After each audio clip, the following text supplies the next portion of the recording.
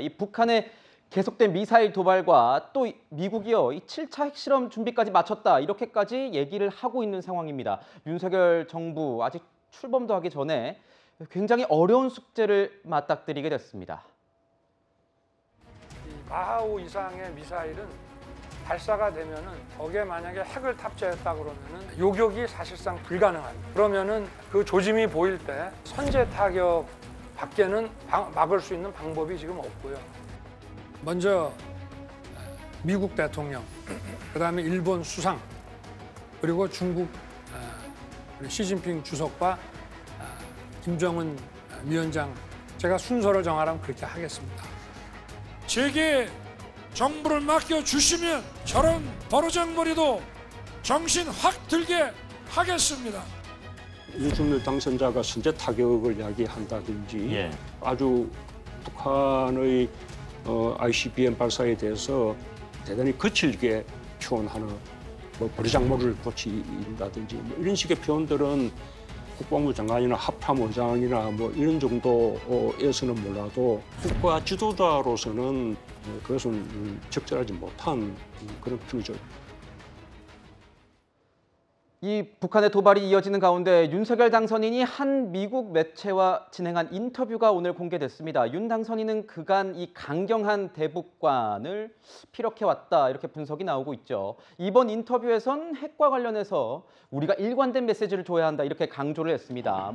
김정은 위원장과 만날 용의 굳이 피할 필요는 없다 이렇게 말을 했지만 또 보여주기식 성과 비핵화나 북에 대한 경제 지원에서 실질적인 결과가 없으면 별 도움이 되지 않을 거기 때문에 북한에 그렇게까지 당근을 던져줄 필요는 없는 것 아니냐 이런 식으로 이제 말을 한 것 같은데 교수님 보시기에는 어떻습니까? 대북관이 이번에 제대로 드러냈다고 봐야 될까요?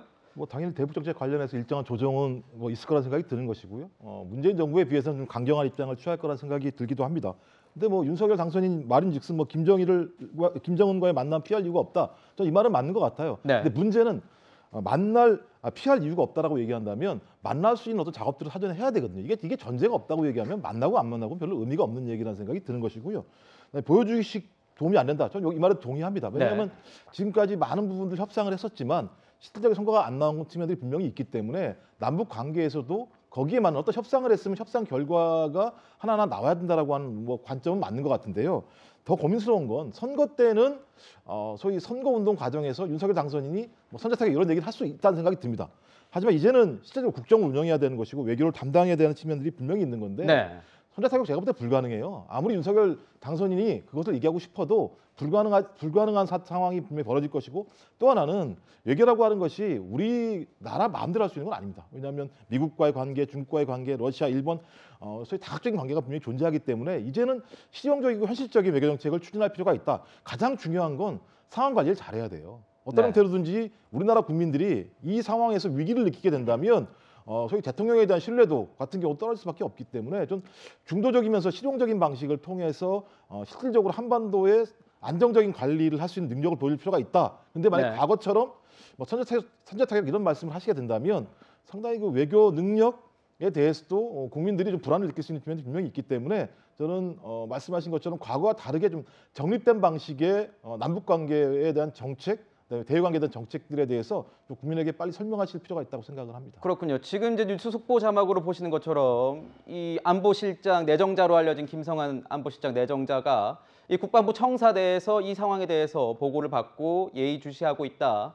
이런 내용으로 이제 보도 자료를 냈습니다. 자, 이런 상황에서 오는 21일 이 바이든 미국 대통령과 이 정상회담이 예정되어 있는데 16개월 동안 주한미 대사 자리가 공석이었습니다. 그래서 대사 대리가 큰 행사가 있으면 이제 참석을 해왔는데 이제 곧 이 주한미 대사가 정식으로 임명이 됩니다. 이 대북 강경파로 분류되는 인물, 지금 필립 골드버그 주한 미국 대사 이렇게 얘기가 나오고 있는데 우리 새 정부 출범과 함께 미국의 어떤 대북 정책 기조도 뭔가 변화하는 것 아니냐 이런 얘기도 나오면서 또 그 전에 해리스 전 미국 대사와는 달리 직업 외교관을 오래 했기 때문에 돌발 행동이나 강경 발언보다는 직업 외교관으로서 이 바이든 정부와 궤를 같이 할 것이다. 외교적 전략의 궤를 같이 할 것이다. 이런 얘기도 나오거든요. 어떻게 좀 평가하십니까, 변호사님? 뭐 제가 보기에 그 16개월 동안 공석이었다. 이것만 보더라도 이게 그 문재인 정권 동안에 상당히 한미 관계가 한미 동맹이 겉으로 보기에는 이게 문제 없는 것처럼 굳건한 것처럼 보이지만 제가 보기에 그 한미 동맹이 상당히 이완된 거는 사실이다. 이렇게 보이고요. 네. 그다음에 그 두 번째 그 골드버그 신임 대사는요. 네. 오바마 정부 때 대북 제재 조정관을 지내고요. 그다음에 그 청문회 때 보니까 CVID 이 오랜만에 들어보는 아주 강경한 표현입니다. 네. 완전하고 완전하고. 검증 가능하면 불가역적인 그렇죠. 비핵화 네. 이걸 이렇게 강조했지 않습니까? 저는 원칙에 따라 대북 정책을 펼 거로 보이고 제가 마지막으로 한 말씀 드리면 외교라는 거는요. 외교는 이게 피 흘리지 않는 전쟁이고 전쟁은 피를 흘리는 외교입니다. 이 말은 이게 전쟁과 외교는 불가분의 관계예요. 그런데 지금 문재인 정부 때 외교는요. 특히 대북 정책은 한마디로 이 균형과 제가 보기에 대칭이 없어요. 외교는 주고받는 게 균형을 이루어야 됩니다. 진보 정권에서 일방적으로 퍼준 게 지금 이게 북한의 완전한 지금 핵 무장 국가 돼버린 거 아닙니까? 저는 앞으로 이게 그 대북 정책이든 상당히 변화가 필요하다 이렇게 봅니다. 네, 뭐 방금 발언에서는 또 서정우 변호사님의 이 개인적인 대북관에 대해서도 대북 전략에 대해서도 저희가 들어볼 수 있는 기회였던 것 같은데 저는 평론가님 이게 제일 궁금합니다. 지금 미국 국무부에서 밝힌 내용입니다. 이달 중으로 7차 핵실험 할 수 있다. 이렇게 미국 국무부 부대변인이 밝히고 있는 상황 아니겠습니까? 가능성 높다고 봐야겠죠. 이달 중으로. 예전보다는 가능성이 높아졌다라고 봐야 될 것 같고요. 방금 서정우 변호사께서 이제 진보 정권에서 퍼주기 하면서 북한의 핵실험으로 이어졌다고 말씀을 하시는데 거꾸로 돌아보면 지금까지 6번의 핵실험 가운데서 4번의 핵실험이 국민의힘 정권, 이명박 박근혜 정권 때 4번의 핵실험이 있었습니다. 네. 북한 입장에서는 어차피 국민의힘 정권에서 남북 관계도 잘 안 풀릴 거니까 이왕에 핵실험 계속 해보자 이렇게 생각할 수도 있는 거거든요. 그래서 이런 시국에 대비를 하려면 저는 이제 진보 보수 이 문제를 가지고 외교 통합, 외교나 이 안보 노선에 대해서 좀 통합을 할 필요가 있다는 생각이 좀 듭니다. 그러니까 각 정권에서의 외교 실패라는 것이 양상은 좀 다르게 있었지만 있었던 것이 사실이거든요. 네. 그렇다면 그냥 이제 뭐 진보 정권 때 퍼져가지고 핵실험하게 됐다 이렇게 단선적으로 접근할 일만은 아니다라고 보여지는 것이죠. 그렇다면 이제 이렇게 더 전운이 고조되는 이런 상황에서 윤석열 정부가 해야 될 일이 무엇이냐? 저는 어떤 특정한 이념이라든지 이런 데 얽매이지 않고 그리고 여러 사람들의 목소리를 듣는 그러한 구조를 갖춰서 조금 더 통합적인 외교 노선을 구상하는 것이 현재 다가오고 있는 이 상황에 대한 대비라고 볼 수가 있다 이렇게 생각을 합니다. 그리고 아까 이제 미국의 뭐 대사로, 그러니까 주한 대사로 강경파, 대북 강경파가 부임을 해올 수 있다라는 얘기가 나왔는데 사실 미국 잘 보면 웬디 셔먼 국무부 장관, 부장관 같은 경우는 또 북한과의 교섭 경험이 굉장히 많은 그런 또 외교관이기도 합니다. 네. 그러니까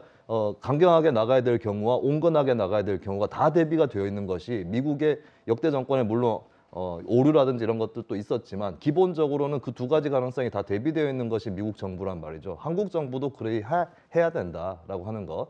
두 가지 방법, 두 가지 길을 다 준비할 수 있는 그런 노선이어야 된다는 생각이 듭니다. 네, 이렇게 뭐 분석과 해석이 다분한 영역입니다. 그만큼 이 남북미 외교전에서 북핵이란 거는 이 고차 이 함수의 뭔가 이 변수기 때문에 앞으로 윤석열 당선인이 어떤 식으로 이 위기를 넘어갈 수 있을지를 지켜봐야 될 것 같습니다. 다음은 저희가 준비한 1위 소식입니다.